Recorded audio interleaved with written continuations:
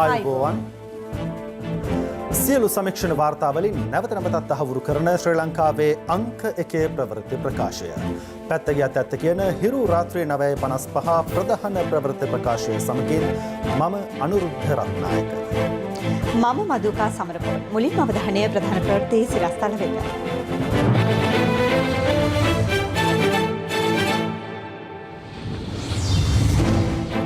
පාස්කු ප්‍රහාරයට සාධාරණය ඉල්ලා කළු ඉරිදාවක්. කොවිඩ් මැද්දේ සාමාන්‍ය පෙළ විභාගය හෙට ඇරඹෙයි. කොවිඩ් වැළඳුණු සිසුන් 25කුත් විභාගයට. අමනුෂ්‍ය බලවේගයක් එළවන්න වේවැලකින් පහර දී දැරියක් මරුට. යකැදුරු කාන්තාව සහ දැරියගේ මව අත්අඩංගුවට. සුක්කානම අතටගත් ක්‍රිකට් තරු.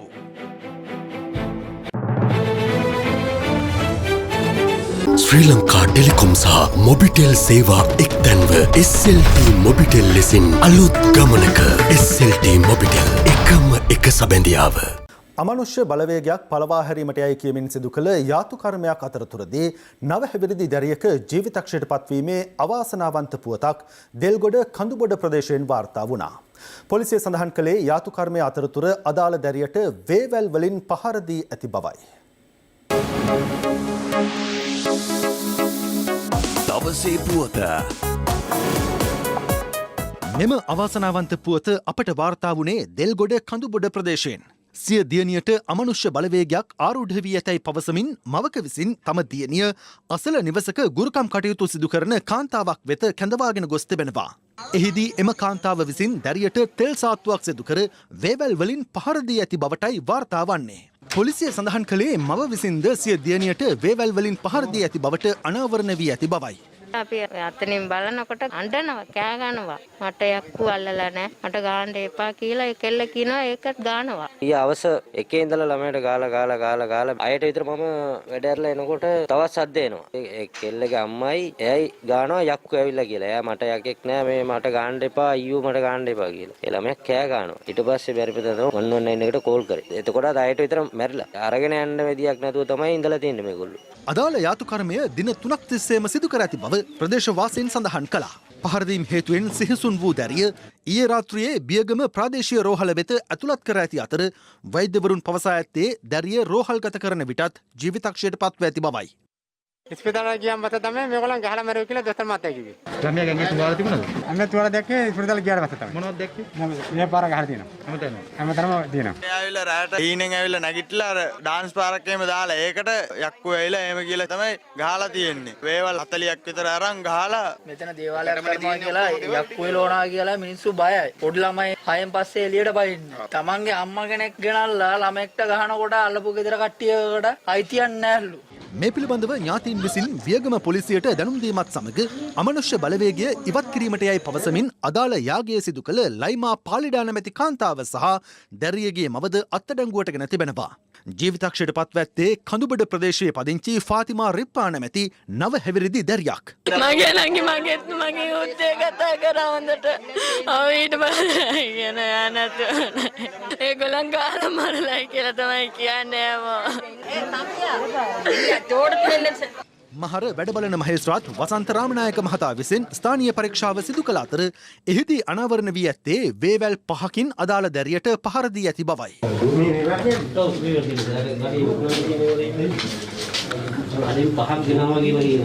බොහෝ වෙලාවට අපි දකින දෙයක් තමයි විවිධ මානසික ලෙඩ රෝග භූතාවේශයක් වෙලා එහෙම නැත්නම් යක්ෂයෙකු ප්‍රේතයෙකු ආවේශ වෙලා එක්ක මලගිය ප්‍රාණකාරයෙක් මේ ශරීරයට රිංගලා තමයි මේ දේවල් කරන්න කියලා. මෙවැනි දේ පිටුපස අපිට හිතාගන්න බැරි වුණාට සුදුසුකම්ලත් විශේෂයෙන්ම මනෝවෛද්‍යවරයෙකුට ඇයි ඒක එහෙම වෙන්නේ කියන එක පැහැදිලි කිරීමේ සහ අවබෝධ කර ගැනීමේ හැකියාව හොඳටම තියෙනවා.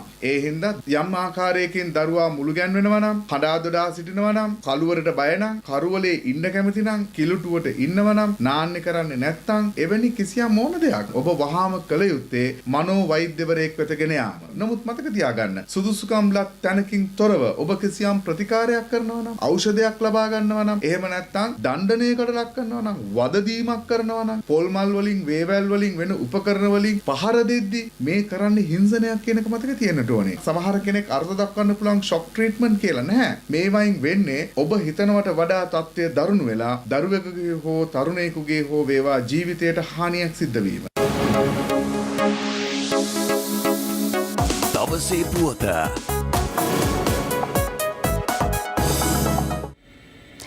අද දිනේ COVID-19 ආසාදිතයින් 350 දෙනෙකු හඳුනා ගැනීමත් සමග මෙරට සමස්ත COVID ආසාදිතයින් සංඛ්‍යාව 83000 සීමාව ඉක්මවා ගියා. තවත් COVID මරණ 7ක් වාර්තා වීමත් සමග මෙරට සමස්ත COVID මරණ සංඛ්‍යාව දැක්වෙන්නේ 471ක් ලෙසයි. මේ අතර COVID ව්‍යාප්තිය හමුවේ කල් දෙමුණු 2020 අපොස සාමාන්‍ය පෙළ විභාගය විභාග මධ්‍යස්ථාන 4513කදී හෙට ආරම්භ කෙරෙනවා. පසුගිය දෙසැම්බර් මාසයේ පැවැත්වීමට නියමිතව තිබූ 2020 අධ්‍යයන පොදු සහතික පත්‍ර සාමාන්‍ය පෙළ විභාගය පැවති කොවිඩ් ව්‍යාප්තිය හමුවේ අවස්ථා ගණනාවකදී කල් දැමීමට අධ්‍යාපන බලධාරීන්ට සිදු වුණා.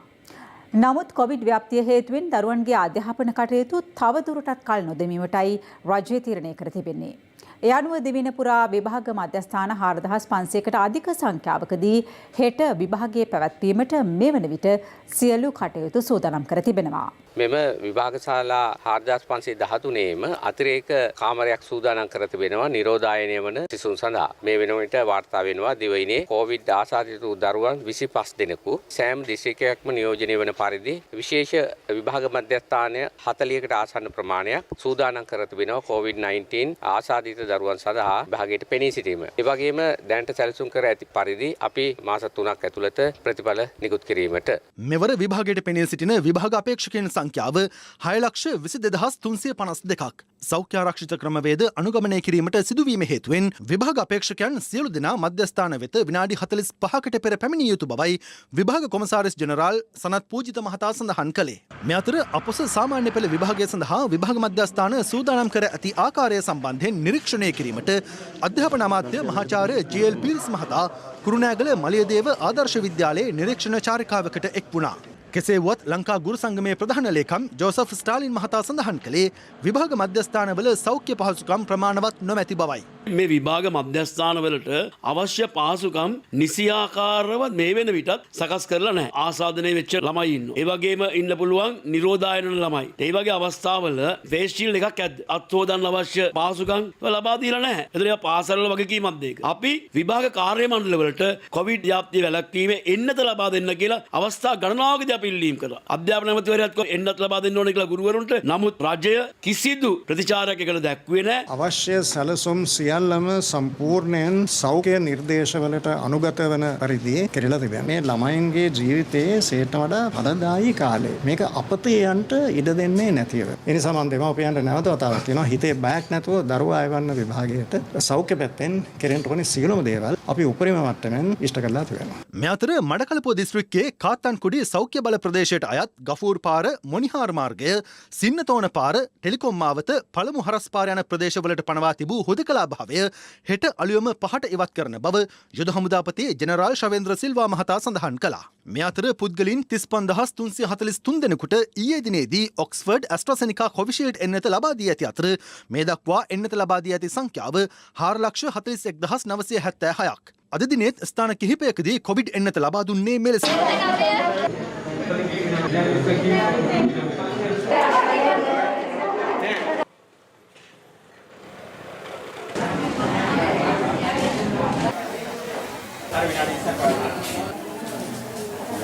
මේ අතර ඉන්දියාව නොමිලේ කොවිඩ් එන්නත් ලෝපුරා බෙදාහරින පසුබිමක එන්නත් ලබාදීමේදී අමරිකාවේ ෆයිසර් සමාගම අපකර ලෙස ඇතැම් රටවල ස්වාධීපත්‍යයට හිමි දේපොළ ඉල්ලා ඇති බවට ඉන්දිය මාධ්‍යායතනයක් මෙලෙස වාර්තා කළා. The US-based company Pfizer is holding governments to ransom, interfering with their legislation, even demanding military bases as guarantee. Would you believe it? ඔවුන් පෙන්වා දෙන්නේ ෆයිසර් සමාගම එලෙස අපකර ලෙස හමුදා කඳවුරු තානාපති කාර්යාල ගොඩනැගිලි සහ විදෙස් බැංකු සංචිත ශීත ගිනුම් ආදිය ඉල්ලා ඇති බවයි.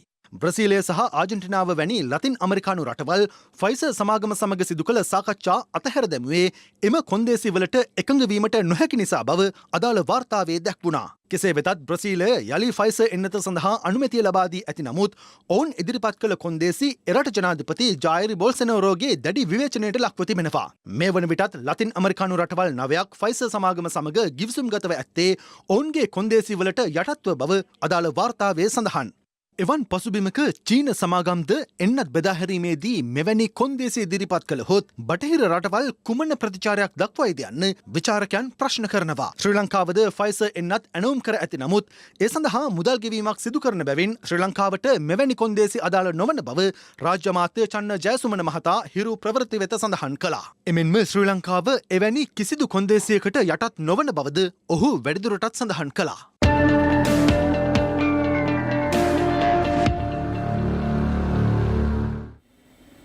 මේ අතර කොවිඩ් ආසාදිත මෘතදේහ භූමදානය කිරීම සඳහා අවසර ලබා දෙමින් නිකුත් කර ඇති ගැසට් නිවේදනය සම්බන්ධයෙන් දේශපාලනඥයින් අදත් විවිධ අදහස් පළ කළා.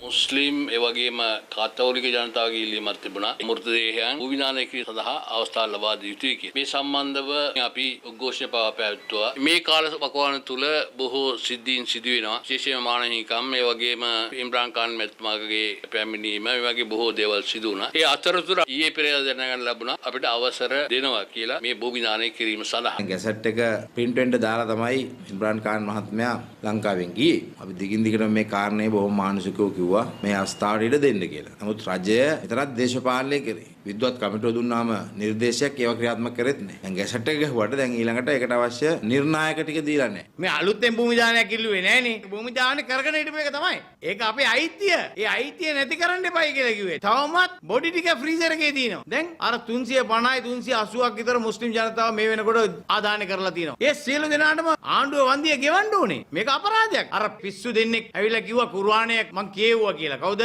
අර උදෙත් නෑ රැත් නෑ ගම්මන් පිළ. අය විමල් වීරවංශ කයිවාරුකාරයෝ තමයි වැඩිපුරම ආණ්ඩුවේ ඉන්නේ. මේ තැන් 12කට වැඩිය තියෙනවා භූමිදාන කරන එක ගැන. ඒ උදෙත් නෑ රෑ ගම්මන් පිළට පෙනිලා නෑ. ගොඩක් අය උද්ඝෝෂණ කරා භූමිදානය කරන්න අවසර දෙන්න කියලා. හැබැයි අගමැතිතුමා පාර්ලිමේන්තුවේ ප්‍රකාශයක් කරා මේක ආණ්ඩුවක් හැටියට අපි ගත්ත තීන්දුවක් නෙමෙයි කියලා. ඒ කමිටුවකින් දෙනවා නම් අපි ඕන කෙනෙක් කැමති කිව්වා. ස්වාමින් වහන්සේලාත් කිව්වා. ඒක නිසා ඒ අනුව ඒ අයට ක්‍රම එක්ක තමයි දීලා තියෙන්නේ භූමිදානය කරන්න. අපි කොයි වෙලාවකවත් කියලා නෑ මුස්ලිම් අයට හරි කාට හරි භූමිදානය කරන්න නොදෙන්නම අපි කටයුතු කරනවා කියලා. මේ කොයිඩ් වසංගත රෝගේ ආවහම ලෝකේ හැම රටකම ලොකු ප්‍රශ්නයක් තිබුණා. ඒ ප්‍රශ්න එන විදිහට තමයි නිරාකරණය කරලා තියෙන්නේ. ලබන 7 වෙනි ඉරිදා කළු ඉරිදාවක් ලෙස ප්‍රකාශයට පත් කිරීමට කොළඹ අගරදුගුරු පදවිය තීරණය කර තිබෙනවා. ඒ පාස්කු ප්‍රහාරයෙන් අගතිරපත් පාර්ශවයන්ට මෙතෙක් යුක්තිය සහ සාධාරණය ඉටු නොවීමට විරෝධය පළ කිරීමක් වශයෙන්යි.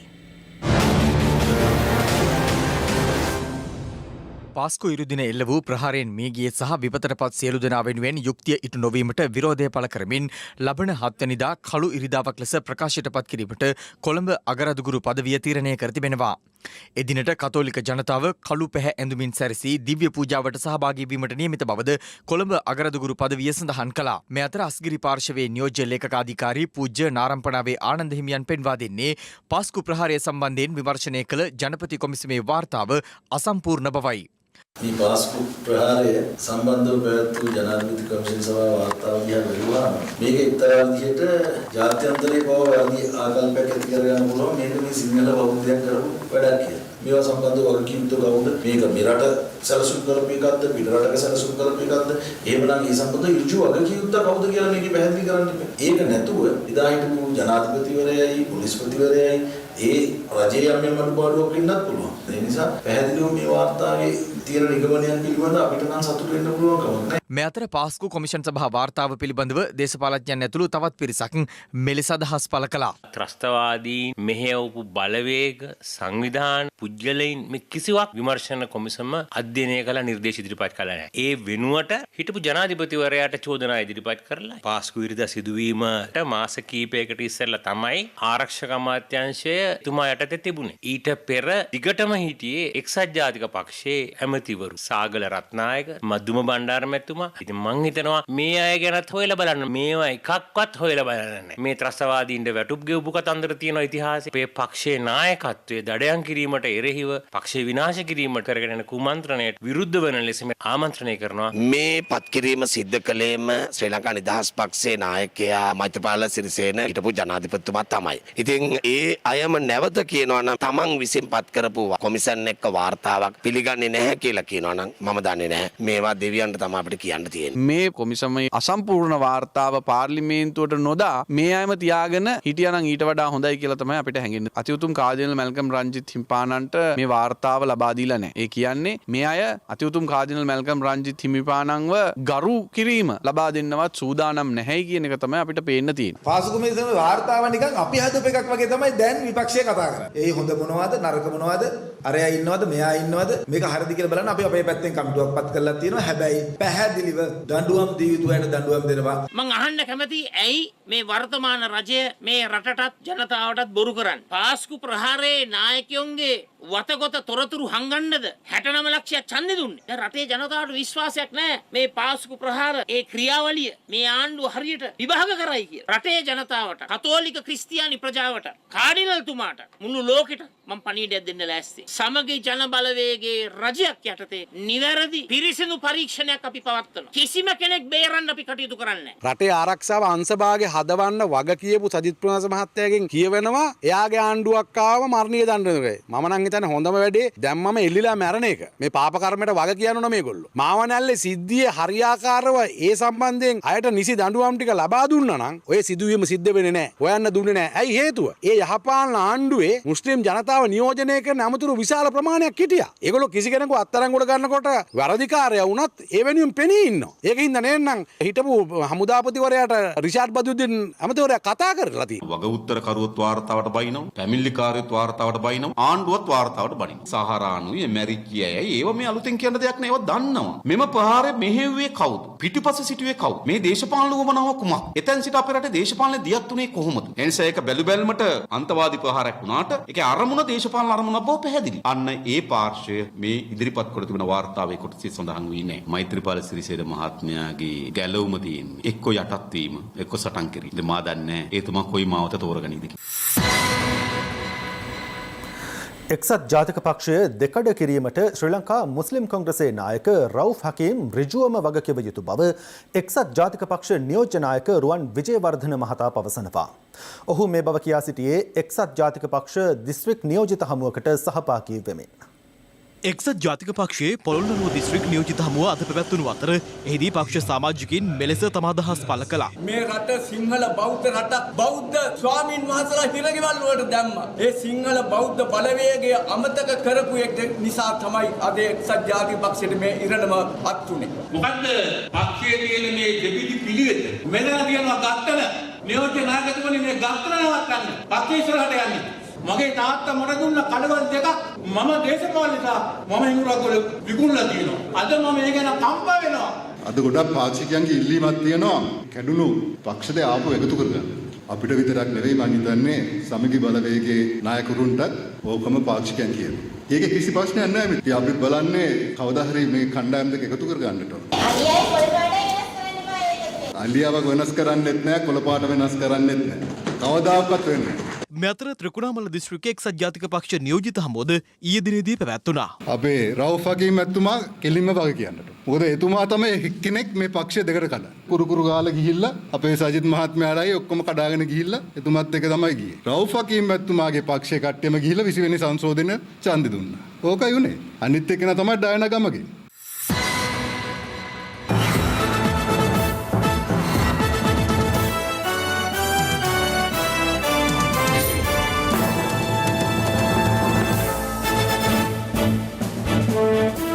දැන් හිරු CIA විශේෂාංගය.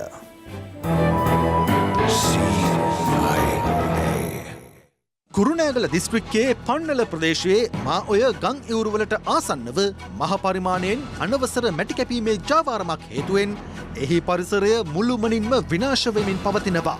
මේ පිළිබඳව හිරු CIA කළ සොයාබැලීමකදී හෙළි වූයේ ජාවාරම්කරුවන් ආරක්ෂක අංශවලින් බේරීම සඳහා රාත්‍රී කාලයේදී පමණක් මෙම මැටි කැපීමේ ජාවාරම ක්‍රියාත්මක කරන බවයි. කලක පටන් බැකෝ යන්ත්‍ර යොදා ගනිමින් මෙලෙස පරිසරය වනසමින් සිදු කළ අනවසර මැටි කැපීම හරහා ජාවාරම්කරුවන් රුපියල් කෝටි ගණනක මුදල් උපයාගෙන තිබුණා. මධ්‍යම රාත්‍රී 12 සිට අලුයම 6 දක්වා ක්‍රියාත්මක වන මෙම මහා පරිමාණ පරිසර විනාශය පිළිබඳව අප භූවිද්‍යා හා පතල් කැණීම් කාර්යාංශයේ සභාපති අනුර වල්පොල මහතාව දැනුවත් කළා. ඔහුගේ උපදෙස් මත එම කාර්යාංශයේ වැටලීම් ඒකකය හිරු CIA කණ්ඩායම හා කුරුණෑගල පොලිස් විශේෂකාර බලකායේ නිලධහරින් එක්ව මැටි ජාවාරමෙන් පරිසරය වනසන්නන් සොයා වැටලීමක් සිදු කෙරුණේ ඒ අනුවයි. එහිදී මුලින් අත්අඩංගුවට ගැනුණේ මැටි රැගෙන පැමිණෙන ටිපර් රථ රියදුරන්වයි. ඔව් සර්. කොහෙද බොමිට් තියෙන්නේ? පන්නල් පොලිස් ඒරියා. මෙතන බොමිට් තියෙනවද? නෑ සර්. නෑ. එක් රියදුරෙක් වැටලීමට පැමිණි නිලධහරින්ව ටිපර් රථයට යට කර පලා යාමටද මෙලෙස උත්සාහ ගත්තා.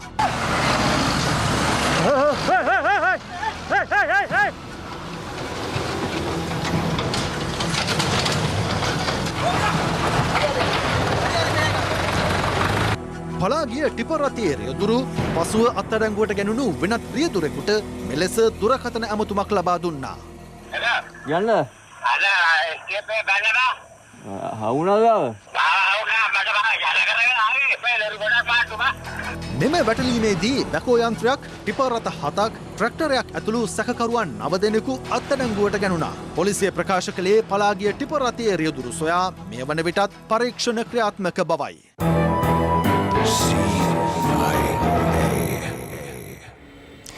දරුවන්ට අධ්‍යාපනය ලබාදීමේදී ගුරුවරුන් අතින් සිදුවන වැරදි වළක්වාලමින් ඉදිරියේදී අධ්‍යාපන ප්‍රතිසංස්කරණ ගෙනෙන බව ජාතික අධ්‍යාපන ආයතනයේ අධ්‍යක්ෂ ජෙනරාල් ආචාර්ය සුනිල් ජයන්ත නවරත්න මහතා පවසනවා. ඔන්ලයින් අධ්‍යාපනය ලබාදීමේදී ගුරුවරියක අතින් සිදුවන වරදක් පිළිබඳව සමාජ මාධ්‍යයේ සංසරණය වන වීඩියෝවක් සම්බන්ධයෙන් කළ විමසීමකදී ඔහු මේ අදහස් පළ කළා. ලොවම වෙලාගත් COVID-19 වසංගත තත්ත්වයක් සමග දරුවන්ගේ අධ්‍යාපනය කඩාවැටීම වැළැක්වීම සඳහා ඔන්ලයින් අධ්‍යාපන ක්‍රමය හෙවත් මාර්ගගත අධ්‍යාපනයට අනුගත වන්නට සිදුවනා. නමුත් එලෙස උගන්වන ඉංග්‍රීසි ගුරුවරියකගේ වැරදි භාවිතාවන් දැක්වෙන වීඩියෝ පටයක් මේ දිනවල සමාජ මාධ්‍ය ඔස්සේ සංසරණය වනවා.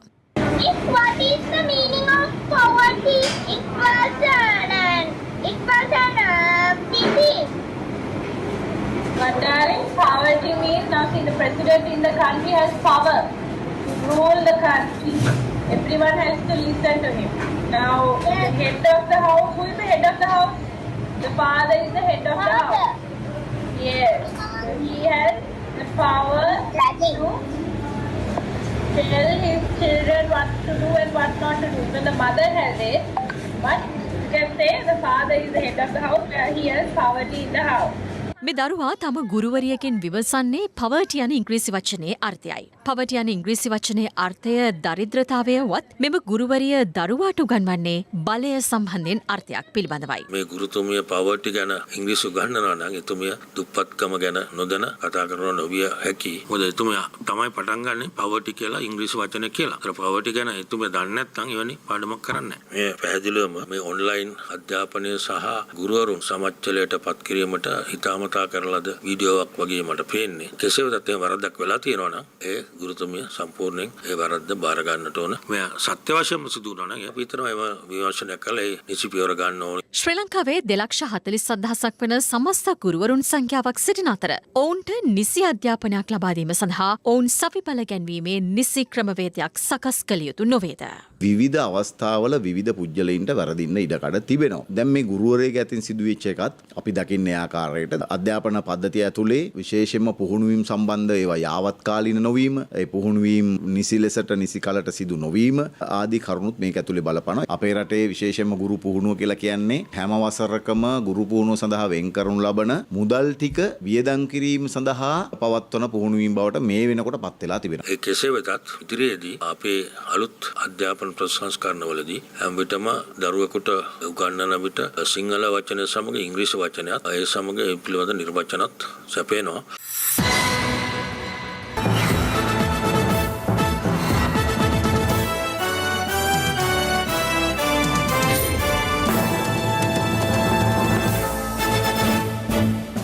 දැන් තවත් දේශීය පුවත් කිහිපයක් සමගින් රටවටා හිරු.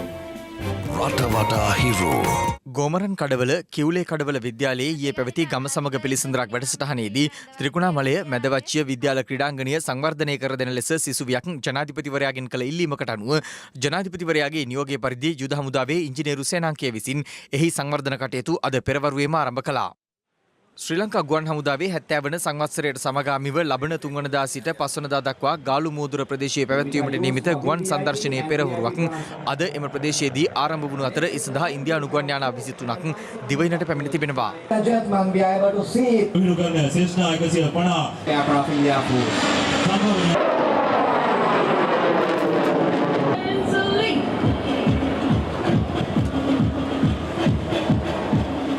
ග්‍රෑන්ඩ් පාස් සිරිමුතු උයන නිවාස යෝජනා ක්‍රමයේ සේවය කරන කම්කරුවන්ට කම්කරු වැටුප් වෙනුවට හෙරෝයින් මත්ද්‍රව්‍ය පැකට් ලබා දී සේවය ලබාගත් පුද්ගලයෙක් හෙරෝයින් ග්‍රෑම් 40යි මිලිග්‍රෑම් 419ක් සමග ග්‍රෑන්ඩ් පාස් පොලිසිය විසින් අත්අඩංගුවට ගෙන තිබෙනවා. හෙට පැවැත්වීමට නියමිත සාමාන්‍ය පෙළ විභාගයේ සඳහා තම පාසලෙන් පෙනී සිටින සිසුන්ට සුබ පැතීම සඳහා පැමිණි භගවන්තලාව ටින්සින් දමිළ මහාවිද්‍යාලයේ විදුහල්පතිවරයාට ඊයේ රාත්‍රියේ කිසියම් පිරිසක් පහර දී තිබෙනවා. විනය කඩකිරීමක් හේතුවෙන් සිසුවෙකුට දඬුවම් කිරීමට එරෙහිව මෙලෙස සිසුන් සහ මව්පියන් පිරිසක් තමාට පහර දුන් බවට විදුහල්පතිවරයා පවසන අතර අදාළ විනය කඩකිරීම හේතුවෙන් දඬුවම් ලැබුවේයි පැවසෙන සිසුවාගේ මව විසින් විදුහල්පතිවරයා තමාට පහර දුන් බවටද පොලිසියට පැමිණිල්ලක් ඉදිරිපත් කර තිබෙනවා. ශ්‍රී ලංකා ගමනාගමන මණ්ඩලයේ බලංගොඩ ඩිපෝවේ සේවය කරන කොන්දොස්තරවරු කිහිප දෙනෙකු මෙතෙක් සේවය කළ බස් රථවලින් ඉවත් කර වෙනත් බස් රථවලට යොදවා ඇති බව පවසමින් කොන්දොස්තරවරයෙකු ඩිපෝවේ පරිපාලන ගොඩනැගිල්ලේ වහලේ මත නැග විරෝධතාවක නිරත වුණා. පස්තුන් රට අධ්‍යාපන පීඨ ඉවත් කර මොරටුව විශ්වවිද්‍යාලයේ වෛද්‍ය පීඨයක් ආරම්භ කිරීමට විරෝධය පළ කරමින් වෛද්‍ය පීඨ ශිෂ්‍ය ක්‍රියාකාරී කමිටුව ගුරු වෘත්තීය සමිති සහ මොරටුව විශ්වවිද්‍යාලීය මහා ශිෂ්‍ය සංගමයේ ඒකාබද්ධව අද මාධ්‍ය හමුවක් ඇඳවා තිබුණා. රඹාවැව නාරම්මල මාර්ගයේ කටුමුළුව ප්‍රදේශයේදී කටුපොත පොලිසියට ඈත ජීප් රථයක් සහ ත්‍රිරෝද රථයක් එකිනෙක ගැටීමෙන් අද පෙරවරුවේ සිදු වූ අනතුරකින් ත්‍රිරෝද රථයේ රියදුරු සහ ඔහුගේ නැන්දනිය ජීවිතක්ෂයට පත් වූ අතර අදාළ ජීප් රථය වරෙන්තුකරුවෙකු රැගෙන පොලිසියට යමින් සිටියේදී අනතුර සිදුව තිබෙනවා. අනතුරෙන් ජීප් රථයේ රියදුරු මෙන්ම ත්‍රිරෝද රථ රියදුරුගේ අවුරුදු 9ක සහ 13ක දරු දෙදෙනා සහ බිරිඳද බරපතල තුවාල ලබා කුලියාපිටිය ශික්ෂණ රෝහලට ඇතුළත් කළා.